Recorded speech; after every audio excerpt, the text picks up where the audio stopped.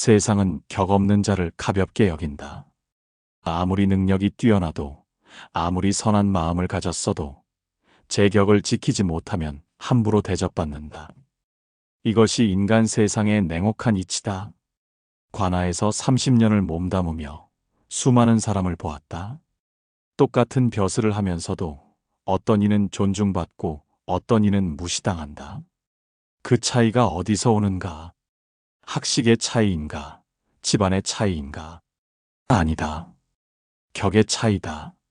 제 몸을 어떻게 세우고 제 말을 어떻게 다스리며 제 마음을 어떻게 지키느냐의 차이다. 격이란 무엇인가? 거드름을 피우거나 남을 업신여기는 것이 아니다. 오히려 그 반대다. 격이란 제 자리를 알고 제 분수를 지키되 그 안에서 흔들리지 않는 중심을 갖는 것이다. 나무가 땅에 뿌리 내리듯 사람도 제 격 안에 뿌리 내려야 바람에 쓰러지지 않는다. 오늘날 많은 이들이 만만히 여겨지는 이유는 명확하다. 제 격을 스스로 무너뜨리기 때문이다. 지나치게 낮추고 지나치게 맞추며 지나치게 미안해한다.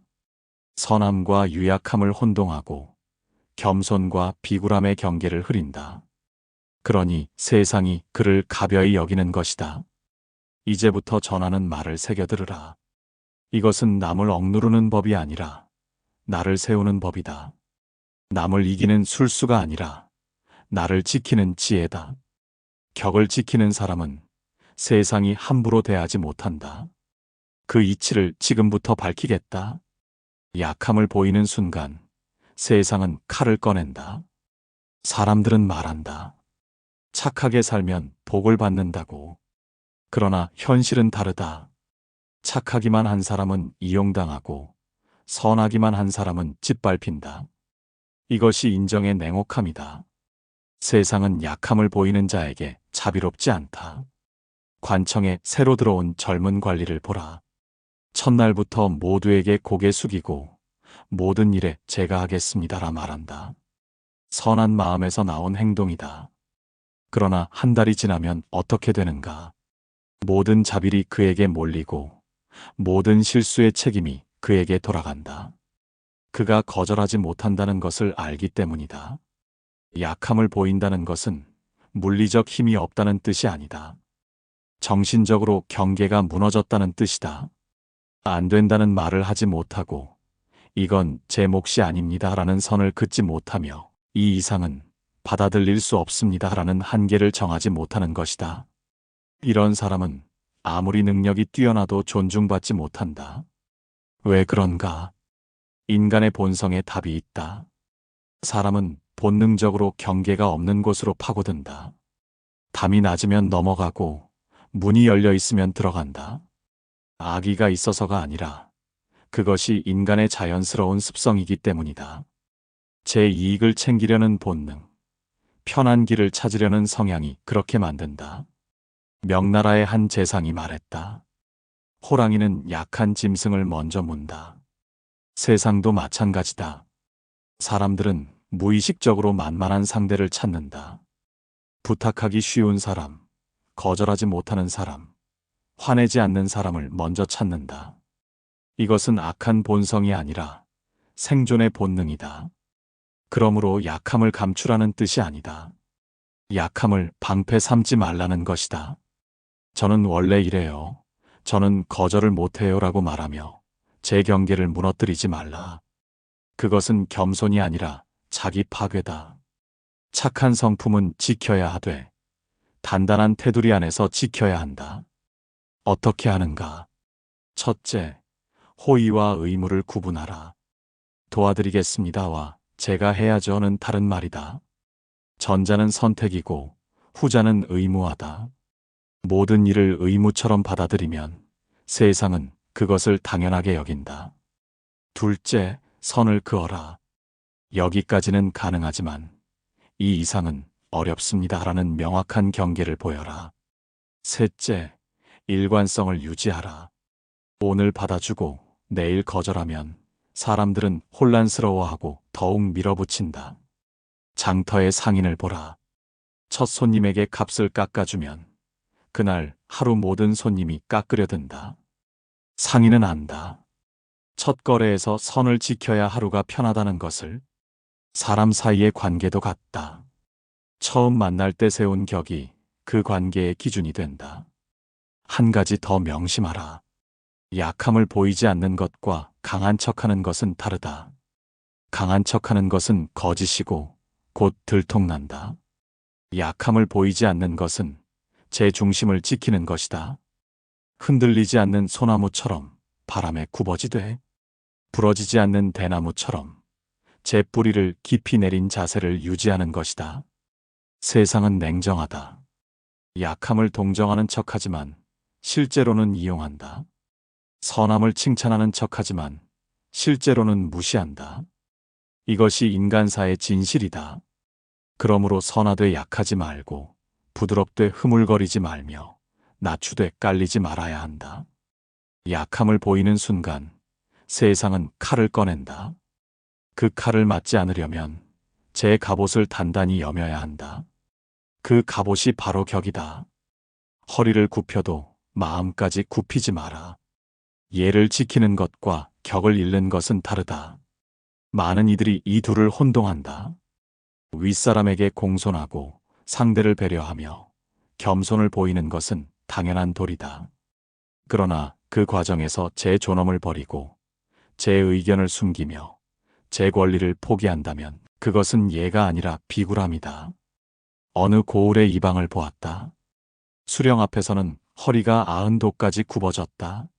말도 더듬고 눈도 제대로 마주치지 못했다.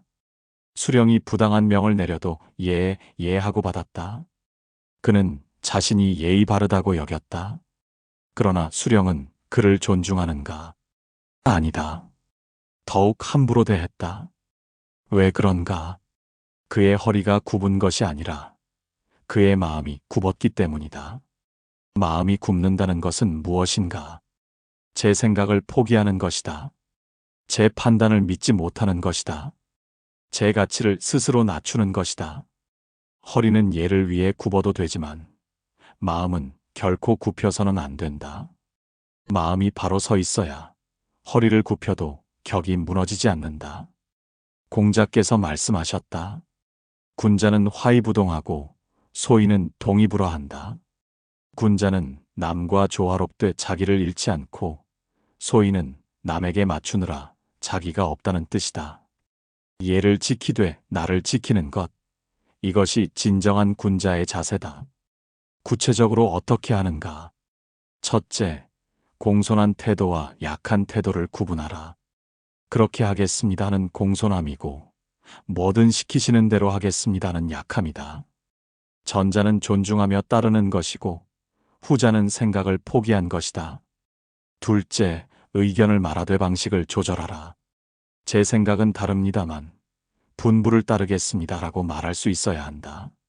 생각이 다름을 밝히되 위계를 존중하는 것이다. 한 재상이 임금께 간언할 때의 자세를 보라. 무릎은 꿇되 목소리는 단호하다. 고개는 숙이되 눈빛은 흔들리지 않는다. 이것이 허리를 굽혀도 마음을 굽히지 않는 모습이다. 임금이라도 잘못된 것은 잘못되었다고 말하지만 그 방식은 예를 잃지 않는다. 현대의 직장을 보라. 상사에게 보고할 때 이 방식은 위험합니다라고 말할 수 있어야 한다. 물론 공손하게, 논리적으로 대안과 함께 말해야 한다. 그러나 핵심은 말하는 것이다. 침묵으로 동의하지 않는 것이다. 제 전문성을 포기하지 않는 것이다. 이것이 마음을 굽히지 않는 태도다. 반대로 마음을 굽힌 사람은 어떻게 되는가? 처음에는 편하다. 갈등이 없고 미움받지 않으며 파도가 일지 않는다. 그러나 시간이 지나면 달라진다. 아무도 그의 의견을 묻지 않게 되고 중요한 결정에서 배제되며 승진에서 밀린다. 왜 그런가? 그가 스스로 제 가치를 낮췄기 때문이다. 의견이 없는 사람, 판단이 없는 사람을 누가 중요하게 여기겠는가? 더 심각한 것은 자기 자신을 잃는다는 점이다.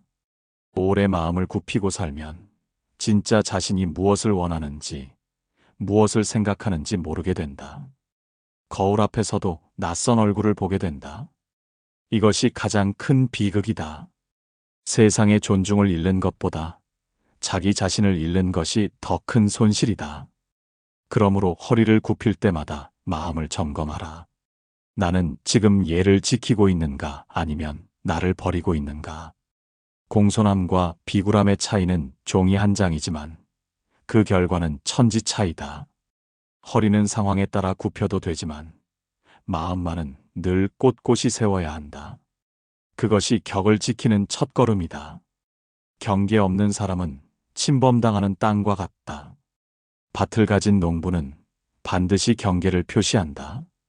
돌을 쌓거나 나무를 심거나 줄을 긋는다. 왜 그러는가? 경계가 없으면 이웃이 조금씩 침범하기 때문이다. 처음에는 한 뼘, 다음에는 한 자, 결국 밭의 절반을 잃게 된다. 사람도 마찬가지다. 경계 없는 사람은 침범당하는 땅과 같다. 경계란 무엇인가?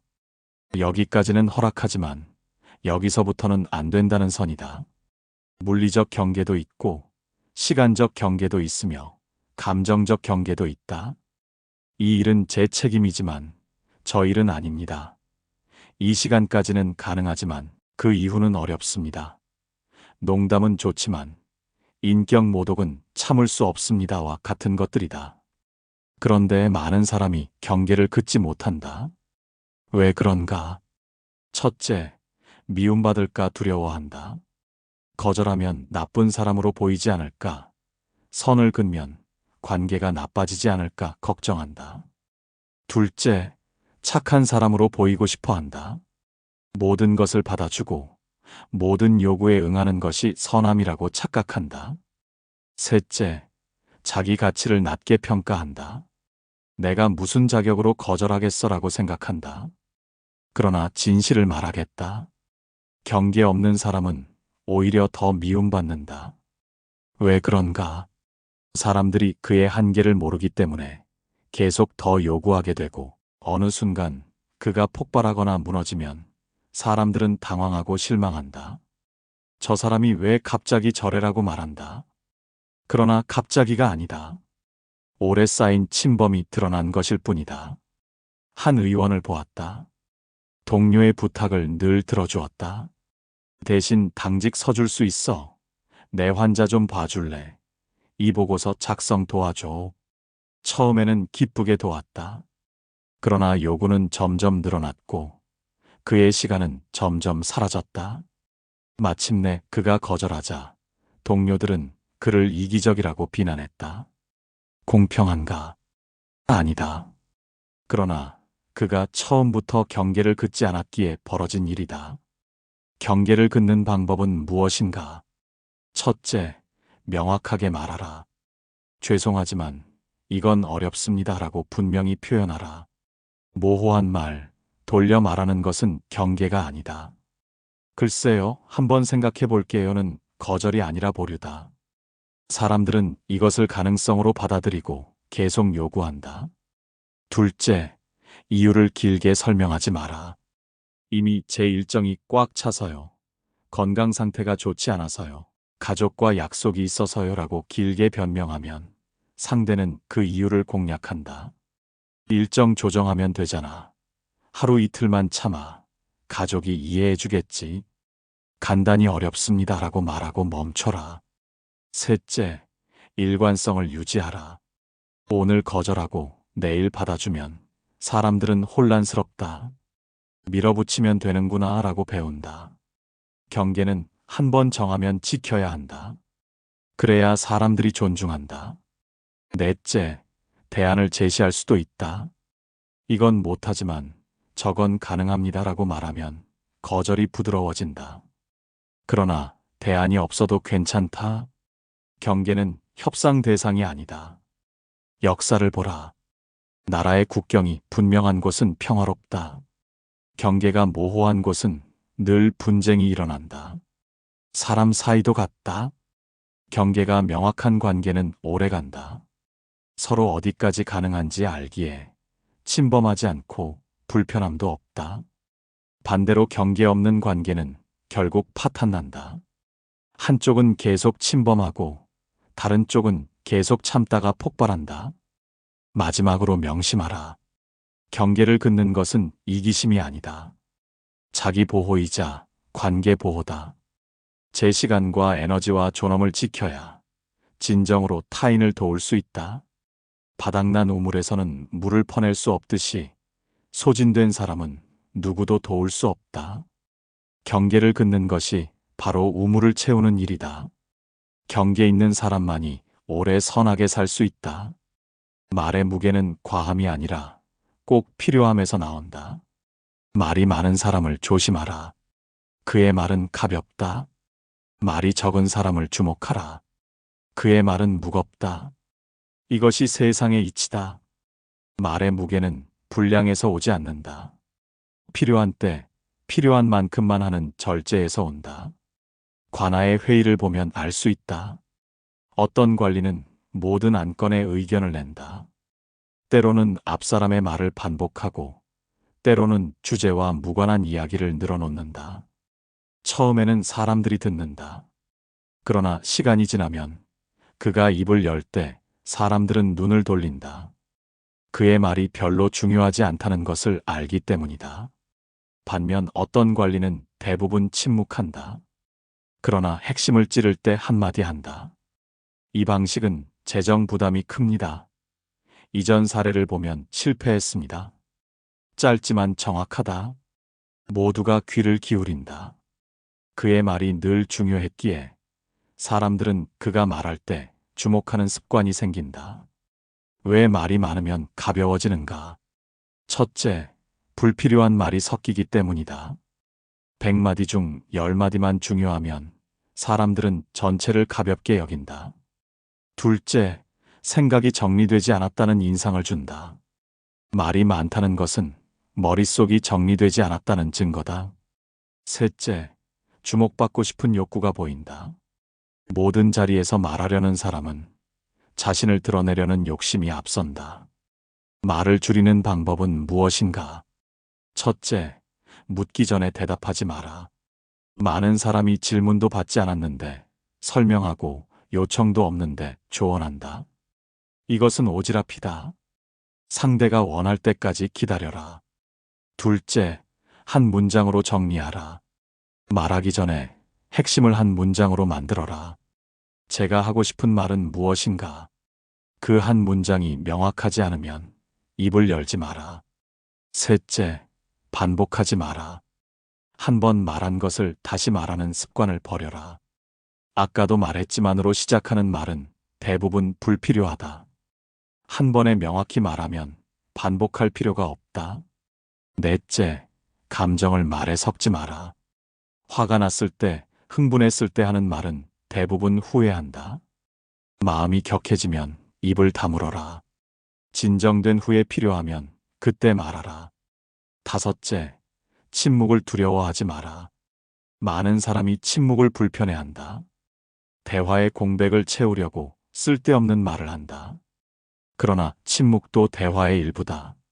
생각할 시간이고 소화할 시간이다. 침묵을 견디는 사람이 대화를 주도한다. 옛 현자는 말했다.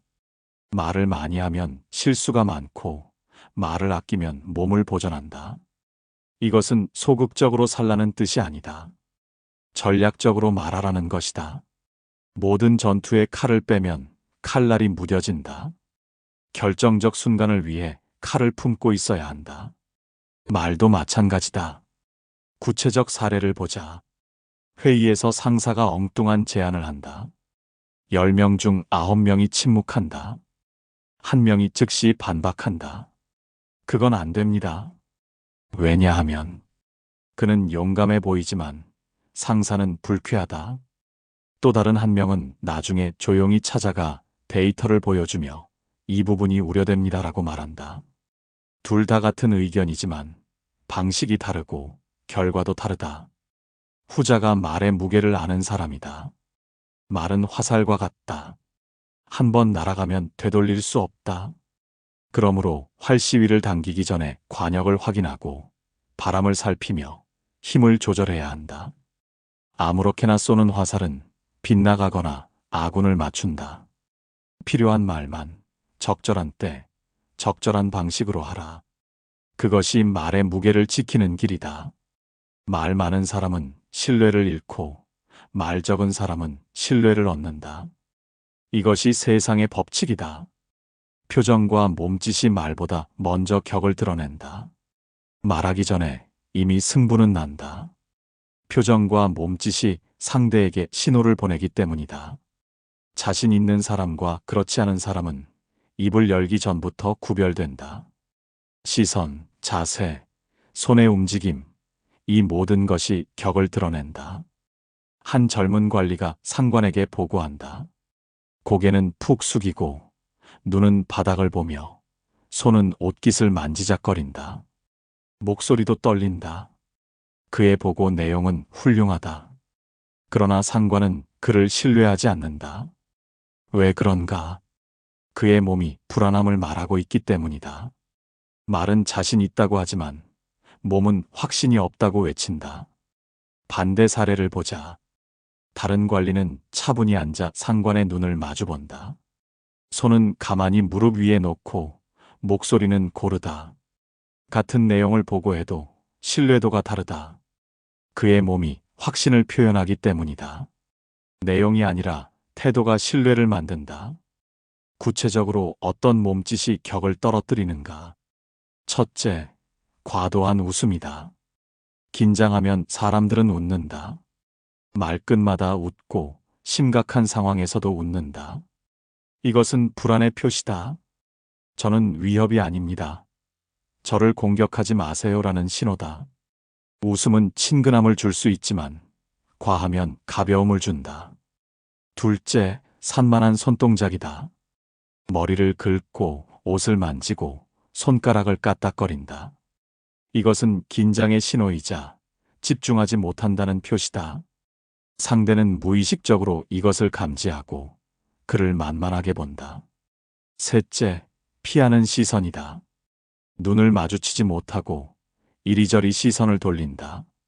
동양 문화에서는 윗사람 눈을 직시하지 않는 것이 예의지만 전혀 마주치지 않는 것은 자신감 없음을 드러낸다. 넷째, 움츠린 자세다. 어깨가 앞으로 말리고 가슴이 오므라들며 목이 앞으로 나온다. 이것은 방어 자세다. 위협을 느낄 때 사람은 본능적으로 중요 부위를 보호하려 한다. 그러나 이 자세는 저는 두렵습니다라고 광고하는 것과 같다. 다섯째, 들뜬 목소리다. 빨리 말하고 높은 톤으로 말하며 말끝을 흐린다. 이것은 불확실함의 신호다. 그렇다면 어떤 몸짓이 격을 세우는가? 첫째, 안정된 시선이다. 상대의 눈을 자연스럽게 마주본다. 응시하는 것이 아니라 편안하게 보는 것이다. 3초 보고 1초 쉬는 리듬이 자연스럽다. 둘째, 열린 자세다. 어깨는 펴고 가슴은 자연스럽게, 턱은 약간 들어 올린다. 이것은 자신감의 자세다. 과장되면 오만으로 보이니 자연스러움이 중요하다. 셋째, 고른 목소리다. 너무 크지도 작지도 않게 일정한 속도로 말한다. 중요한 부분에서는 잠시 멈춘다. 이 멈춤이 무게를 더한다. 넷째, 절제된 손동작이다. 손은 가만히 놓거나 말을 강조할 때만 자연스럽게 움직인다. 산만하지 않되 얼어붙지도 않는다. 다섯째, 적절한 웃음이다. 진심으로 즐거울 때, 분위기를 부드럽게 할 때만 웃는다. 습관적 웃음, 방어적 웃음은 없앤다. 여섯째, 공간을 차지하는 존재감이다. 의자에 앉을 때 움츠리지 않고 자연스럽게 공간을 채운다. 다리를 꼬거나 팔짱을 끼는 방어 자세를 피한다. 연습 방법이 있다. 거울 앞에서 스스로를 관찰하라. 평소 자세가 어떤지, 긴장할 때 어떤 습관이 나타나는지 파악하라. 녹화해서 보는 것도 좋다. 제 몸짓을 제3자 시점에서 보면 문제가 명확히 보인다. 그리고 하나씩 교정하라. 한꺼번에 바꾸려 하지 말고 한 가지씩 연습하라. 명심하라. 몸은 거짓말하지 못한다. 말로는 자신 있다 해도 몸이 불안하면 들통난다. 반대로 말이 서툴러도 몸이 당당하면 신뢰를 얻는다. 사람들은 말보다 몸을 먼저 읽는다. 이것은 수만 년 진화의 결과다. 언어보다 먼저 몸짓이 있었기에 우리 뇌는 몸짓을 더 빨리 판단한다. 표정과 몸짓을 다스리는 것이 격을 세우는 기초다. 말 잘하는 사람보다 몸을 잘 다스리는 사람이 더 큰 신뢰를 얻는다. 감정을 다스리지 못하면 격도 무너진다. 화는 순식간에 사람을 무너뜨린다. 아무리 쌓은 격도, 아무리 지킨 품위도 분노 앞에서는 물거품이 된다. 한순간의 감정이 평생의 평판을 무너뜨리는 경우를 수없이 보았다. 감정을 다스리는 것이 곧 제 격을 지키는 것이다. 어느 현감이 있었다. 평소에는 공정하고 온화했다. 백성들이 존경했고 상관도 신임했다. 그러나 어느 날 한 백성이 그를 모욕하는 말을 했다. 순간 분노가 치밀어 올라 그 백성을 곤장으로 때렸다. 과도한 처벌이었다. 소문은 퍼졌고 백성들의 신뢰는 무너졌다. 10년 쌓은 명성이 하루에 무너진 것이다. 왜 감정이 격을 무너뜨리는가? 첫째, 감정은 판단을 흐린다. 화가 나면 이성이 멈춘다. 옳고 그름을 가리지 못하고 결과를 예측하지 못한다. 오직 분노를 해소하는 것만 생각한다. 둘째, 감정은 약점을 드러낸다. 쉽게 화내는 사람은 조종하기 쉽다. 상대가 고의로 자극하면 그는 예측 가능하게 반응한다. 이것은 전략적 약점이다. 셋째, 감정은 관계를 파괴한다. 분노 속에서 한 말, 한 행동은 사과로도 지울 수 없다. 감정이 격해질수록 말이 과해지고 과한 말은 돌이킬 수 없는 상처를 남긴다. 넷째, 감정은 자존감을 깎는다. 감정에 휘둘린 후 후회할 때 사람은 스스로를 경멸한다. 내가 왜 그랬을까? 내가 왜 저렇게 못났을까? 이런 자책이 자존감을 무너뜨린다. 그렇다면 감정을 어떻게 다스리는가? 첫째, 감정을 인정하라. 나는 지금 화가 났다. 나는 지금 불안하다고 속으로 말하라. 감정을 부정하면 더 커진다. 인정하면 객관화되고 객관화되면 다스릴 수 있다. 둘째, 즉각 반응하지 마라. 화가 치밀 때 입을 열지 말고 행동하지 마라. 10까지 세고 심호흡하고 물을 마셔라. 단 몇 초의 지연이 재앙을 막는다. 셋째, 물리적으로 거리를 두라. 잠시 바람 쐬고 오겠습니다. 화장실 다녀오겠습니다. 라고 말하고 자리를 뜨라. 화난 상태에서 대면하면 반드시 후회한다. 공간적 분리가 감정적 분리를 돕는다. 넷째, 글로 써라. 화난 내용을 편지로 쓰되 보내지는 마라. 쓰는 행위 자체가 감정을 정리한다. 다 쓰고 나면 찢어버려라. 이미 효과는 봤다. 다섯째, 관점을 바꿔라. 이것이 10년 후에도 중요할까? 내가 죽을 때 이것을 기억할까라고 물어라. 대부분의 분노는 사소한 일에서 온다. 시야를 넓히면 감정이 작아진다. 여섯째, 패턴을 파악하라. 어떤 상황에서 화가 나는지, 어떤 사람이 자극하는지 기록하라. 패턴을 알면 예방할 수 있다. 옛 성현은 말했다. 잠깐의 참음이 백날의 근심을 막는다. 이것은 소극적 태도가 아니다. 전략적 선택이다. 감정에 휘둘려 대응하면 주도권을 잃는다. 침착하게 대응하면 상황을 장악한다. 상대가 화를 내고 내가 침착하면 나는 이미 이긴 것이다. 구체적 훈련법이 있다. 일상의 작은 불편함에서 연습하라. 줄을 서는데 새치기 하는 사람, 무례한 점원, 늦게 오는 친구. 이런 상황에서 즉각 화내지 말고 한 박자 쉬어라. 지금 내가 화낼 만한 일인가라고 물어라. 작은 일에서 연습해야 큰 일에서 발휘된다. 또한 자기 감정의 강도를 측정하라. 1부터 10까지 척도를 만들어 지금 내 감정이 몇인지 판단하라. 5 이하면 표현하지 말고 7 이상이면 즉시 대응하지 마라. 이런 자기 모니터링이 감정 조절의 핵심이다. 명심하라. 감정은 적이 아니다. 중요한 신호다. 그러나 신호에 무조건 복종하면 안 된다. 신호를 듣되 어떻게 반응할지는 내가 선택해야 한다. 감정을 억압하는 것도 아니고 감정에 휘둘리는 것도 아니다. 감정을 느끼되 행동은 이성으로 결정하는 것이다. 이것이 진정한 감정 조절이고 격을 지키는 핵심이다. 감정을 다스리는 사람은 자기를 다스리고 자기를 다스리는 사람은 세상을 다스릴 수 있다. 이용하려는 자를 분별하는 법. 세상에는 두 종류의 사람이 있다. 진심으로 관계를 맺으려는 사람과 이득을 위해 관계를 이용하려는 사람이다. 전자는 오래 함께할 벗이고 후자는 조심해야 할 상대다. 문제는 처음에는 구별이 어렵다는 점이다. 둘 다 친절하고 둘 다 관심을 보이기 때문이다. 이용하려는 자의 첫 번째 특징은 선택적 친절이다. 필요할 때만 찾아오고 필요 없으면 연락이 끊긴다. 어느 상인을 보았다. 장사가 잘 될 때는 모든 이에게 후하고 친절했다. 그러나 장사가 어려워지자 사람들이 떠났다. 그는 배신당했다고 분노했다. 그러나 배신이 아니다.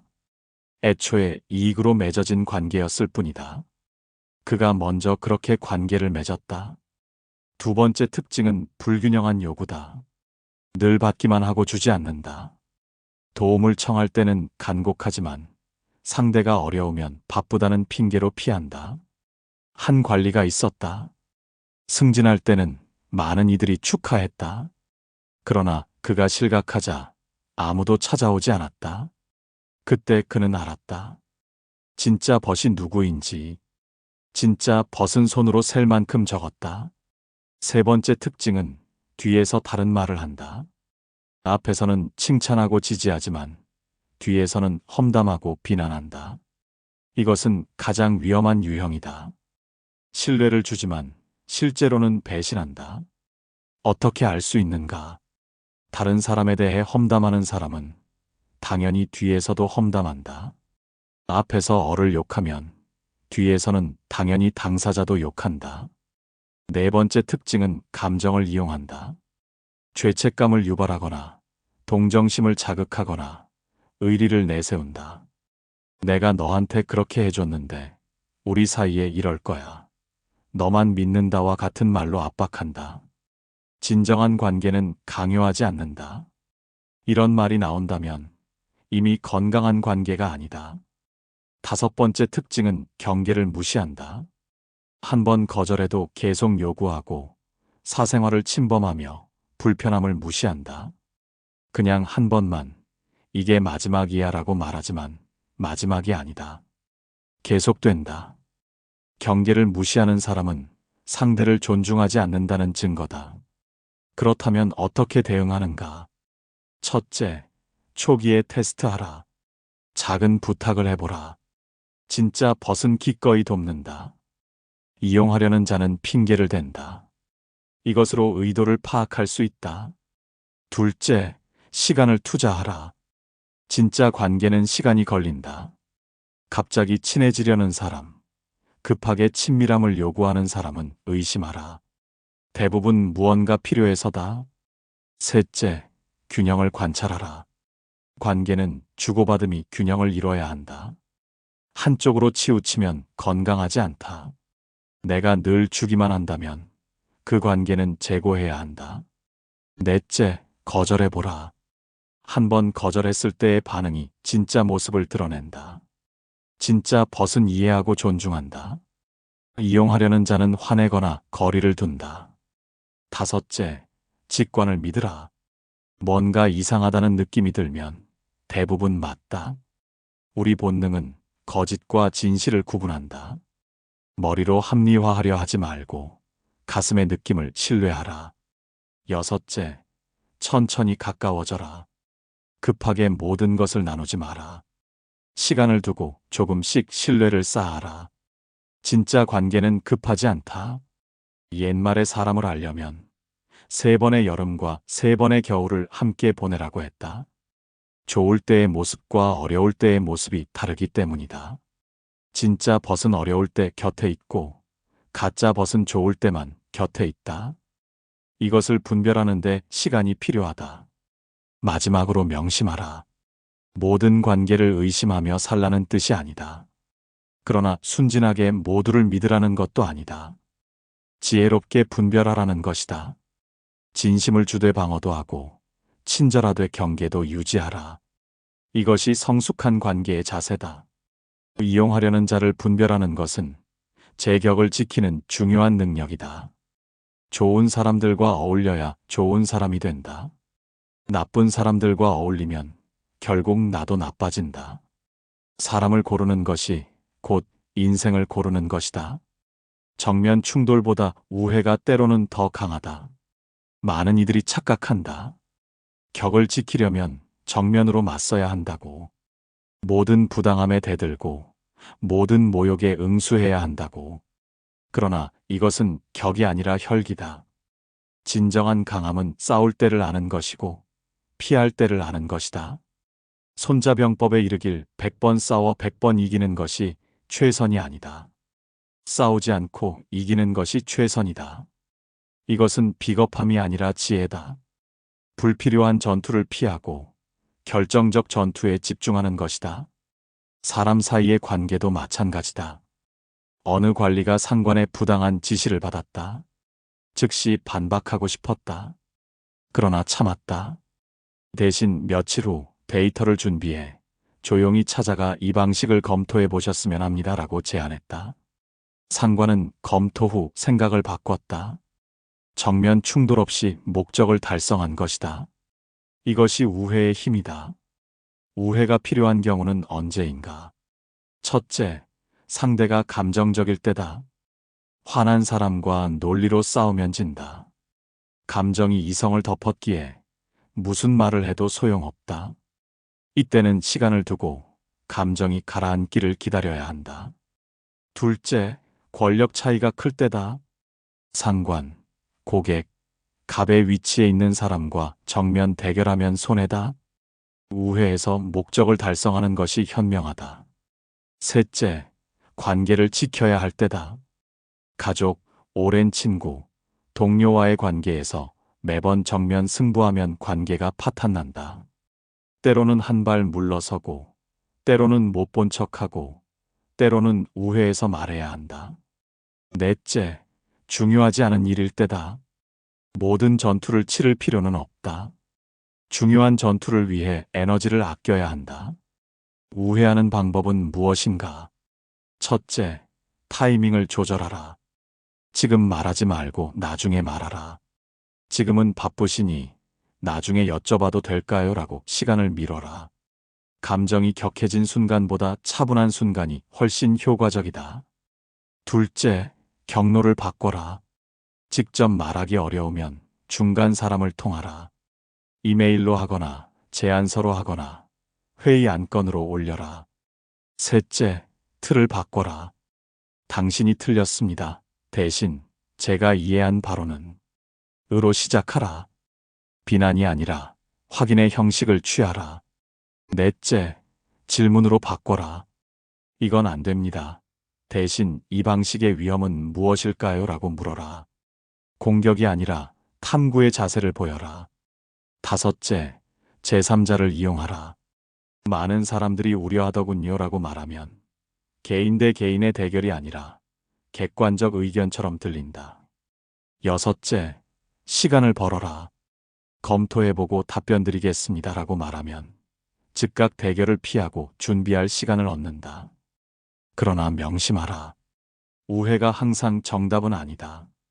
때로는 정면 대결이 필요하다. 언제인가? 첫째, 원칙이 침해될 때다. 윤리적 문제, 법적 문제, 안전 문제는 타협할 수 없다. 이때는 명확히 반대해야 한다. 둘째, 반복되는 침해일 때다. 한두 번은 참아도 계속 무시당하면 선을 그어야 한다. 셋째, 도망갈 곳이 없을 때다. 피할 수 없으면 맞서야 한다. 넷째, 침묵이 동의로 여겨질 때다. 말하지 않으면 동의한 것으로 해석되는 상황이 있다. 이때는 분명히 의견을 밝혀야 한다. 다섯째, 다른 이들을 보호해야 할 때다. 제 이익만이 아니라 약자를 보호해야 하는 상황에서는 용기 있게 나서야 한다. 물이 바위를 이기는 것을 보라. 정면으로 부딪히지 않고 돌아간다. 그러나 결국 바위를 뚫는다. 시간이 걸리지만 확실하다. 바람이 큰 나무를 꺾는 것도 보라. 한 번의 강풍이 아니라 계속되는 바람이 뿌리를 흔든다. 우회는 약함이 아니다. 전략이다. 격을 지킨다는 것은 모든 싸움에서 이기는 것이 아니다. 중요한 싸움에서 이기고 불필요한 싸움은 피하는 것이다. 정면 충돌은 양쪽 모두 상처를 입는다. 우회는 상처 없이 목적을 달성한다. 어느 것이 더 현명한가? 답은 명확하다. 정면으로 갈 것인가? 우회할 것인가? 상황을 보고 판단하라. 그 판단이 지혜고 그 지혜가 격이다. 제 영역을 단단히 하면 흔들리지 않는다. 사람들이 함부로 대하는 이유가 무엇인가? 대상이 약해서가 아니다. 제 영역이 불분명해서다. 경계가 흐리고 역할이 애매하며 위치가 정해지지 않았기에 사람들은 함부로 넘어온다. 반대로 제 영역이 명확한 사람은 함부로 대하기 어렵다. 제 영역이란 무엇인가? 물리적으로는 제 공간, 제 시간, 제 소유다. 정신적으로는 제 전문성, 제 권한, 제 책임 범위다. 이것이 명확해야 남이 침범하지 못한다. 장인을 보라. 그의 작업실에는 함부로 들어가지 못한다. 그의 도구는 함부로 만지지 못한다. 왜 그런가? 그것이 그의 영역이라는 것이 명확하기 때문이다. 반면 영역이 불분명한 사람을 보라. 책상은 지저분하고 시간은 늘 빈틈이 있으며 역할은 아무거나 시키세요다. 이런 사람은 온갖 자비리 몰린다. 그의 공간은 창고가 되고 그의 시간은 남의 일로 채워지며 그의 역할은 다하는 사람이 된다. 존중받지 못하는 것이 당연하다. 영역을 세우는 첫 번째 방법은 물리적 공간을 정리하는 것이다. 책상, 사물함, 작업 공간을 깨끗이 정돈하라. 정돈된 공간은 이곳은 관리되고 있다는 신호를 보낸다. 지저분한 공간은 아무렇게나 해도 된다는 신호다. 사람들은 무의식적으로 이것을 읽는다. 두 번째는 시간의 경계를 긋는 것이다. 근무 시간과 개인 시간, 집중 시간과 대화 가능 시간을 구분하라. 오전에는 집중 작업이라 대화가 어렵고 오후 2시 이후에 가능합니다라고 명확히 하라. 시간의 경계가 없으면 늘 방해받고 늘 끌려다닌다. 세 번째는 전문성을 확립하는 것이다. 이것은 제가 잘 압니다라고 말할 수 있는 영역을 만들어라. 모든 것을 조금씩 아는 것보다 한 가지를 깊이 아는 것이 낫다. 전문성이 있으면 그 영역에서는 함부로 대하지 못한다. 의사에게 의료 문제를, 변호사에게 법률 문제를 함부로 말하지 못하는 이유가 그것이다. 네 번째는 역할을 명확히 하는 것이다. 제 역할은 이것이고 저것은 다른 분의 역할입니다라고 분명히 하라. 모든 것을 하겠다고 하면 모든 것이 떠넘겨진다. 이건 제 역할이 아닙니다라고 말하는 것을 두려워하지 마라. 오히려 그것이 조직을 명확하게 만든다. 다섯 번째는 권한을 행사하는 것이다. 작더라도 제 권한이 있다면 행사하라. 결정할 수 있는 일을 결정하고 승인할 수 있는 것을 승인하라. 권한을 사용하지 않으면 없는 것과 같다. 권한을 적절히 사용하는 사람을 존중하게 된다. 여섯 번째는 성과를 보여주는 것이다. 말로만이 아니라 결과로 증명하라. 제 영역에서 확실한 성과를 내면 그 영역은 더욱 확고해진다. 성과 없이 영역만 주장하면 사람들은 무시한다. 성과가 영역을 정당화한다. 일곱 번째는 일관성을 유지하는 것이다. 오늘 이렇게 하고 내일 저렇게 하면 영역이 흔들린다. 같은 기준, 같은 원칙을 꾸준히 적용하라. 일관성이 신뢰를 만들고 신뢰가 영역을 지킨다. 여덟 번째는 경계 위반에 즉시 대응하는 것이다. 누군가 제 영역을 침범하면 처음부터 명확히 하라. 이것은 제 권한입니다. 이 시간은 제 개인 시간입니다. 처음 침범을 허용하면 계속 침범당한다. 첫 경계 설정이 가장 중요하다. 아홉 번째는 영역을 확장하는 것이다. 처음에는 작은 영역부터 시작하되 점차 넓혀라. 작은 프로젝트에서 성과를 내면 큰 프로젝트를 맡고 그 영역이 넓어진다. 영역은 고정된 것이 아니라 확장 가능한 것이다. 열 번째는 영역을 방어하되 독점하지 않는 것이다. 제 영역을 지키되 협력도 해야 한다. 다른 이의 영역을 존중하면 제 영역도 존중받는다. 영역은 벽이 아니라 울타리다. 필요할 때는 문을 열 수 있어야 한다. 성을 지키는 것을 보라. 성벽이 높고 견고하면 적이 함부로 침입하지 못한다. 그러나 성문은 있다. 필요할 때는 열고 닫을 수 있다. 사람의 영역도 그래야 한다. 견고하되 폐쇄적이지 않고 열려있되 무방비하지 않아야 한다. 제 영역을 단단히 하는 것이 격을 세우는 기초다. 영역 없는 사람은 뿌리 없는 나무와 같다. 바람에 쉽게 쓰러진다. 영역이 있는 사람은 땅에 뿌리 내린 나무와 같다. 바람이 불어도 흔들리지 않는다. 격은 하루아침에 세워지지 않으나 무너지는 것은 순식간이다. 집을 짓는 데는 몇 달이 걸리지만 무너지는 것은 한순간이다. 나무가 자라는 데는 수십 년이 걸리지만 베어지는 것은 몇 번의 도끼질이면 충분하다. 격도 마찬가지다. 세우는 데는 오랜 시간과 노력이 필요하지만 무너지는 것은 한 번의 실수로도 충분하다. 어느 관리가 있었다. 20년을 청렴하게 살았다. 백성들이 존경했고 동료들이 신뢰했다. 그러나 한 번의 뇌물을 받았고 발각되었다. 20년의 명성이 하루에 무너졌다. 사람들은 그의 과거 선행을 기억하지 않았다. 오직 그 한 번의 과오만 기억했다. 이것이 격의 무서움이다. 왜 격은 쉽게 무너지는가?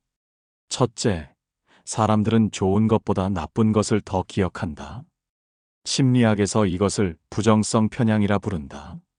9번 잘해도 한 번 잘못하면 그것만 기억한다. 이것은 불공평하지만 인간 본성이다. 둘째, 사람들은 완벽을 기대한다. 격이 높은 사람일수록 기대치가 높다. 평소에 엄격한 사람이 한 번 원칙을 어기면 평범한 사람이 어길 때보다 훨씬 큰 비난을 받는다. 저 사람도 결국 똑같네라는 실망이 크기 때문이다. 셋째, 실수는 전염된다. 한 번의 경계 무너짐이 다음 무너짐을 초래한다. 한 번 했으니 또 해도 되겠지라는 자기 합리화가 시작된다. 작은 타협이 큰 타협으로 이어지고 결국 격이 완전히 무너진다. 그렇다면 어떻게 격을 유지하는가? 첫째, 매일 의식적으로 점검하라.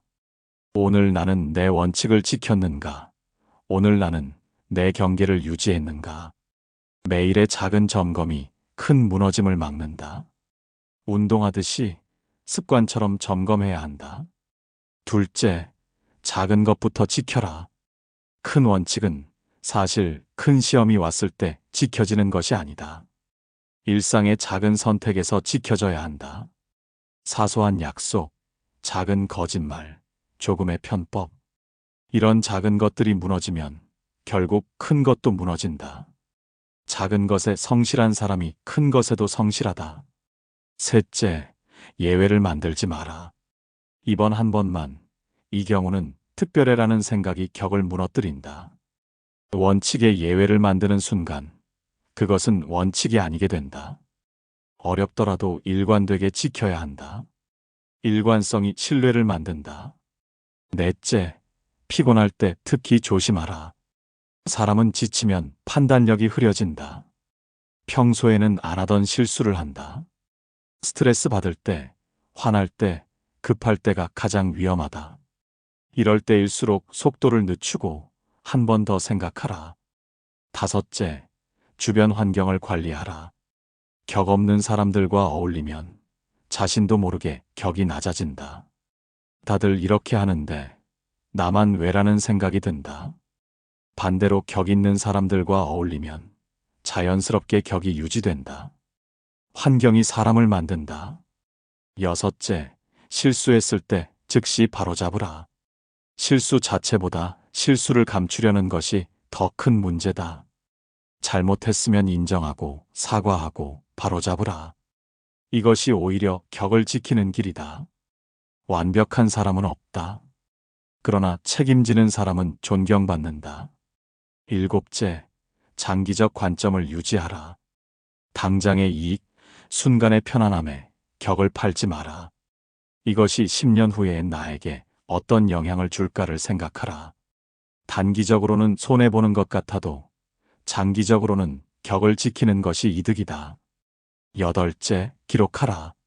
제 원칙, 제 경계, 제 목표를 글로 써라. 그리고 정기적으로 읽어라. 글로 쓴 것은 기억하기 쉽고 지키기도 쉽다. 머릿속에만 있는 원칙은 쉽게 흐려진다. 아홉째, 롤모델을 가져라. 존경하는 사람, 본받고 싶은 사람을 마음에 두라. 저 사람이라면 이 상황에서 어떻게 했을까라고 물어라. 혼자서는 어려워도 누군가를 생각하면 힘을 낼 수 있다. 열째, 자기 자신과의 약속을 가장 중요하게 여겨라. 남과의 약속은 지키면서 자신과의 약속은 쉽게 어긴다. 내일부터 하겠다. 다음에는 하겠다라고 미룬다. 그러나 자신과의 약속을 지키지 못하는 사람이 어떻게 격을 유지하겠는가? 자기 자신을 존중해야 남도 존중한다. 대나무를 보라. 겉으로는 휘어져도 속은 곧다. 마디마다 단단하고 빈 속은 겸손하다. 바람에 흔들려도 결코 부러지지 않는다. 사람도 그래야 한다. 겉으로는 유연해도 속은 단단해야 한다. 상황에 따라 굽어도 원칙은 굽히지 않아야 한다. 격은 하루아침에 세워지지 않는다.